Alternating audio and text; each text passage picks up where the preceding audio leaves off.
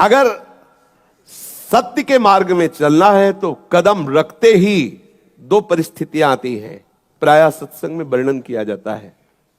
या तो इतनी अनुकूलता माया फेंक देगी कि आपका मार्ग रुक जाए, या प्रतिकूलता फेंक देगी। आपको किसी भी स्थिति में भयभीत नहीं होना, कदम आगे बढ़ाते रहो, ये सब प्रतिकूलताएं अनुकूलता के रूप में बदल जाएंगी।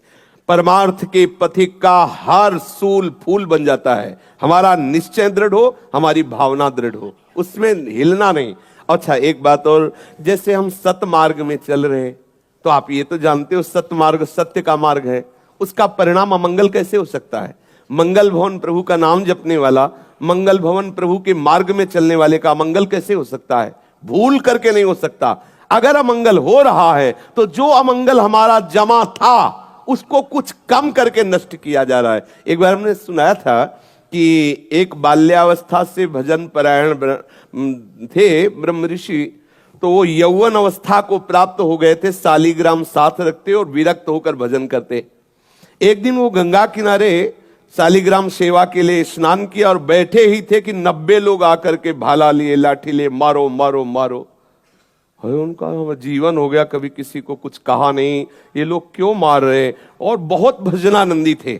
उन लोगों ने घेर ही लिया तो उन्होंने कहा देखो तुम 90 हो, मार तो दोगे ही, हमें 2 मिनट का समय दो। उन्होंने आर्त भाव से प्रभु को पुकारा, ध्यान करते हुए कि प्रभु ऐसा क्या अपराध।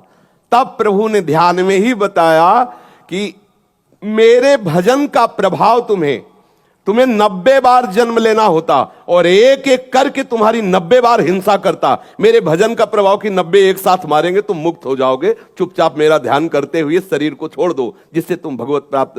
तो भगवान की शरण में आने पर, भजन करने पर हमारा बहुत बड़ा अपराध छोटे में कट जाता है। तो जैसे परमार्थ में शुरू हुए तो आपके अंदर एकदम प्रतिकूलता आनी शुरू हुई, बाहर से प्रतिकूलता आनी शुरू हुई, तो घबराने की जरूरत नहीं, सफाई शुरू हो गई।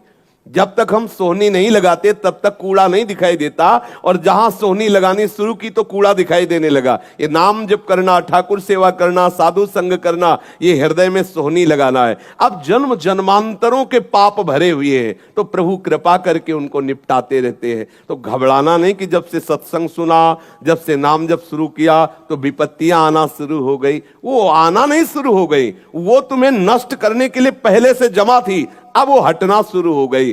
तो घर के अंदर कोई आवे तो दिखाई देता है और जावे तो दिखाई देता है। तो ऐसे ही ये गेट है अंतःकरण, अनंत जन्मों के जो शुभ अशुभ कर्म, जिनके लिए भगवान कहते हैं अवश्य में भोक्तव्यम कृतम कर्म शुभाशुभम, वो शुभ अशुभ कर्म हमें नष्ट करते, लेकिन भगवत शरणागति भजन के प्रभाव से धीरे धीरे नष्ट हो रहे। समझ रहे ना? घबराना नहीं कि हम भजन मार्ग में चलने लगे तो हमें विपत्तियां घेर ली, ऐसा नहीं हो सकता। जो प्रभु का सुमिरन करते हैं, बोले भाव कुभाव अनख आलसहु, नाम जपत मंगल दिशि दशहु।